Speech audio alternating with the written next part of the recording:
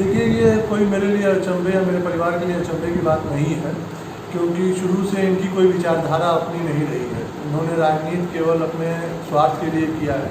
कभी बसपा ज्वाइन किया, कभी इन्होंने सपा ज्वाइन किया। जैसे इनको ज़रूरत पड़ती रही, इन्होंने बसपा सपा का दामन थामते रहे हैं ये लोग। और बीच में इन्होंने अपनी भी पार्टी का कौमी एकता दल का भी गठन किया था, जिसको बाद में इन्होंने विलय करके बसपा ज्वाइन किया था। तो अपनी राजनीतिक महत्वाकांक्षा पूर्ण करने के लिए ये पहले कम्युनिस्ट से शुरू किया इन लोगों ने, फिर सपा बसपा करते आए हैं। तो बहुत अचंभे की बात नहीं है। 2017 में जब ये लोग बसपा से चुनाव हारे हैं हमारी माता जी से, तब से इनको ये एहसास हो गया था कि अब यहाँ राजनीति अगर करनी है आगे, तो अब इनको सपा का साथ चाहिए ही, और वही हुआ है। तो सपा का क्यों जातिगत वोट? जी बिल्कुल, क्योंकि हमारे यहाँ जातिगत अगर आप दृष्टिकोण से देखेंगे तो यादवों की बाहुलता है और हरिजन वोट भी हैं अच्छे खासे।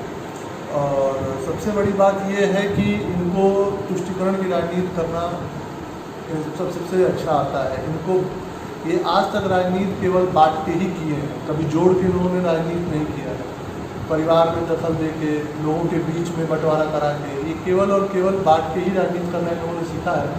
आज इनको ये लगता है कि यादवों का एक अच्छा वोट बैंक है मोहम्मदाबाद में, और वो वोट अगर इनके साथ इनको लगता है कि अगर वो मिलेगा तो ये जीत सकते हैं, जो कि मुझे लगता है कि ऐसा कुछ होने नहीं है। इनके सपने क्या लगता है ये परिवार से आप लोगों के पिताजी के जो घटनाएं हुई हैं, उसके बाद क्या लगता है कि इस तरह के लोग अगर राजनीतिक रूप से सक्षम होंगे तो आपके लिए भी खतरा बनेगा? देखिए, मैं तो आप ही लोगों के माध्यम से मैं आप ही लोगों को एक छोटा सा शोध करने के लिए कहूँगा। आप परिवार के तीनों भाइयों को उठा लीजिए, चाहे सिफ्तुल्लाह अंसारी हो, अफजाल अंसारी हो, और चाहे मुख्तार अंसारी हो। तीनों भाइयों के पास मिनिमम 3 से ज़्यादा मुकदमे हैं। आप जैसे सिफ्तुल्लाह अंसारी की बात कर रहे हैं, इनके पे सन 1990 में इनके पे 307 का मुकदमा है। सन 1996 में इनके पे 307, 353, 147, 48, फिर उसके बाद 25 साल से का मुकदमा है। तो ये इन लोगों ने हमेशा से एक अपराध को अपना एक जरिया बनाया हुआ है, चाहे वो सिफ्तुल्लाह अंसारी हो, चाहे अफजाल अंसारी हो, चाहे मुख्तार। तो विख्यात है मुख्तार, इसलिए विख्यात है क्योंकि उनके पे 40 से ज़्यादा मुकदमे हैं। बाकी दोनों भाइयों पर भी मिनिमम 10 मुकदमे, 12 मुकदमे हैं। 25 आम जैसा मुकदमा सन 1996 में बसपा के शासनकाल में इन लोगों पर हुआ था। सन 1990 में 307 का मुकदमा, जब जैसा मैं अपना समझ पा रहा हूँ, उस समय शायद माननीय मुलायम सिंह जी की सरकार थी। तो मेरा कहना है कि अपराध से ही इन लोगों ने अपनी राजनीति बनाई है, और राजनीति इन लोगों की हमेशा अपने स्वार्थ की रही है। इन लोगों ने समाज सेवा कुछ नहीं माना है। अगर कोई व्यक्ति समाज सेवा मानता तो एक विचारधारा जरूर अपने पास रखता है, चाहे वो बहुजन का विचारधारा होता, चाहे समाजवादी पार्टी का। लेकिन इन्होंने जिस हिसाब से अपने दल बनाए हैं, दल बदले हैं, दलों के साथ जातीय अपने समीकरण बनाए हैं, इनकी कोई अपनी विचारधारा नहीं है। ये लोग जैसा समय वैसा काम करते हैं। आज सपा की जरूरत है तो सपा, कल बसपा की जरूरत पड़ेगी बसपा। और मुझे बड़ा आश्चर्य हो रहा है कि कभी इन लोगों ने सपा में मानिए उस समय के मुख्यमंत्री मुलायम सिंह जी तक को इन लोगों ने अभद्र टिप्पणियाँ की थी। आज वही सपा में माननीय अखिलेश जी इनके साथ एक मैत्रीपूर्ण माहौल में इनको ज्वाइन कराया। तो राजनीति ये लोग कभी कुछ भी बोल के, मतलब हमें नहीं समझ में आ रहा कि कैसी राजनीति। आपको क्या लगता है कि शफकतुल्लाह के बाद भी ये दोनों भाई भी जाएंगे?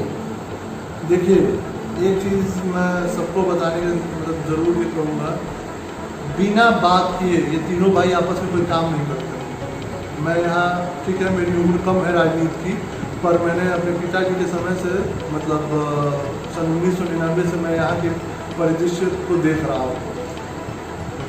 उस परिवार में वही होता है जो अफजाल अंसारी करते, और क्रियान्वयन करने का काम सिफ्तुल्लाह अंसारी और मुख्तार अंसारी का है। विचारधारा अफजाल अंसारी की है। विचारधारा क्या है ये स्वयं अफजाल ही बता पाएंगे कि वो किस विचारधारा के हैं। अच्छा, वो कहते हैं कि हम गरीबों के, और मतलब हम रहनुमा हैं और हम गरीबों के लिए काम करते हैं। तो आज ये स्थिति हो गई कि गरीबों के लिए काम करते करते इनके इतनी प्रॉपर्टी बन गए अवैध, और गरीब रह गए। ये सोचने का विषय है।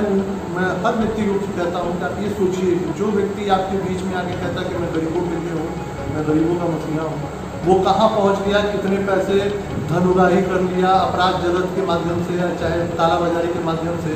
और उसको अगर गरीब की चिंता होती तो उसने गरीबों के कल्याण में 5 बार के विधायक रह चुके हैं, 2 बार के सांसद रह चुके हैं, 2 बार के सांसद रह चुके हैं, आपके इनके सिद्दुल्ला अंसारी 2 बार के विधायक रह चुके हैं। तो आज मोहम्मदाबाद या गाजीपुर की स्थिति बेहतर हो सकती थी। 2022 के चुनाव से पहले क्या मन्नू अंसारी को एक नया प्लेटफॉर्म दे रहे हैं सपा में आगे? हो सकता है, वो पारिवारिक मामला है, उससे हमसे कोई मतलब नहीं है, कौन लड़ेगा क्या लड़ेगा। पर ये मुझे पता है कि अगर अफजाल अंसारी को डर लगता होगा राजनीति में कि वो जीतेंगे या हारेंगे, तो वो हमारे ही परिवार से लगता होगा। जी, आपकी माता जी और आप दोनों लोग दिनभर क्षेत्र में रहते हैं, क्या भय अभी है? देखिए, मैंने आपको क्या अभी बताया ना कि मुख्तार अंसारी पे जितने भी मुकदमे हैं या जितने भी उसने अपराध किए हैं, चाहे सिद्दुल्ला अंसारी ने, चाहे मैंने सिद्दुल्ला अंसारी ने 90 का और 96 का आपको बताया रिकॉर्ड कि 307 के जैसे मुकदमे हैं, 353 जैसे धाराएँ हैं, 147, 48, तो 7 आर्म्स एक्ट भी है, 25 आर्म्स एक्ट भी है। तो ये सब धाराएँ अगर इन लोगों पे है तो वो शासनकाल आप उठा के देखिए, वो सपा और बसपा का ही रहा है। आज योगी जी इस 4 साल में माननीय पूजनीय महाराज जी का जब से सरकार आई है, तब से इनको ये समझ में आया है कि अपराधी होने में नुकसान है। अपराधी होने का क्या नुकसान है कि जितने आप धन उगाही किए होंगे, जितने आप कालाबाजारी से पैसा बनाए होंगे, वो सब जिसका आप लूटे होंगे उसको वापस करना पड़ेगा। ये पूजनीय महाराज जी की देन है।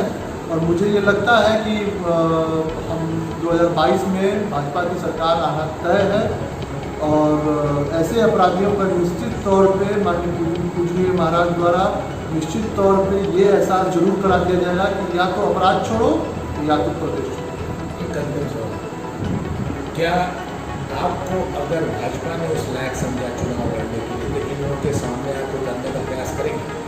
देखिए, मैंने अभी आपको बताया ना कि हमारी माता जी इस समय मौजूदा विधायक और हम एक ऐसे पार्टी के कार्यकर्ता हैं जहां हम लोग, हमारा परिवार खासकर मैं और मेरी माता जी आदेश लेने में बिलीव करते हैं। हम लोग पार्टी के एक सच्चे सिपाही हैं। पार्टी कहेगी तो बिल्कुल, अगर कहेगी कि नहीं आप पार्टी के साथ खड़े रहिए, हम खड़े हैं। आजीवन इस पार्टी के लिए हमारा रहा है। हमारे पिताजी इसी पार्टी में रहे, जब उनकी हत्या हुई हमारी माता जी भी इसी पार्टी से शुरुआत हुआ, हमारे पिताजी की राजनीति से इसी से शुरुआत हुआ।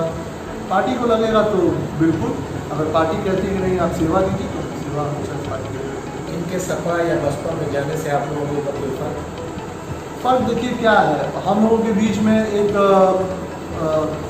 राजनीति एक अलग दृष्टिकोण हो गई। इसके हम लोगों के बीच में हत्याओं का दौर चला 2005 में, आप लोग जानते हैं, आप लोग भी उस समय इस जिले में रहे होंगे। करीब उस 2 साल 2002 से जब हमारे पिताजी विधायक हुए थे, 2002 से लेकर 2005 में 42 हत्याएँ हुई इस जिले में। उस समय के मतलब एक सबसे काला दिवस मतलब रहा जब 2005 29 नवंबर को 7 लोगों की हत्या हुई। तो ये लोग अपनी राजनीति को मजबूत करने के लिए मैक्सिमम एक ही काम कर सकते हैं, हत्या। इससे ज़्यादा कोई नहीं। जो इससे डरेगा वो घर बैठेगा, जो नहीं डरेगा वो इनसे लड़ेगा, इनको हराएगा। आपको डर है? नहीं, किस चीज़ का डर का तो सवाल नहीं है। बेइज्जत होने का है, कभी इज्जत न गिरे हमारे माँ बाप का। और बिल्कुल इस चीज़ का है कि कभी इन लोगों को ये ज़रूर एहसास रहे कि आखिरी दम तक